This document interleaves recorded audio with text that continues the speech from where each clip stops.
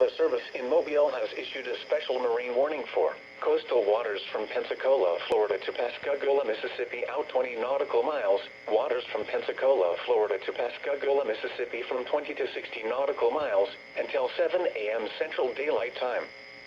At 5:22 a.m. Central Daylight Time, a strong thunderstorm was located 10 nautical miles southeast of Horn Island, moving southeast at 20 knots.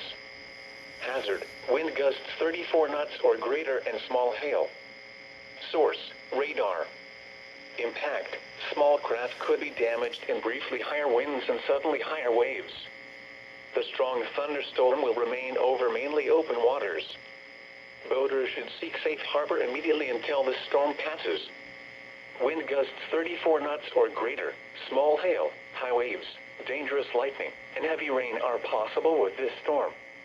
Repeating, a special marine warning has been issued until 7 a.m. Central Daylight Time for the following marine locations: coastal waters from Pensacola, Florida to Pascagoula, Mississippi out 20 nautical miles, and waters from Pensacola, Florida to Pascagoula, Mississippi extending from 20 nautical miles to 60 nautical miles.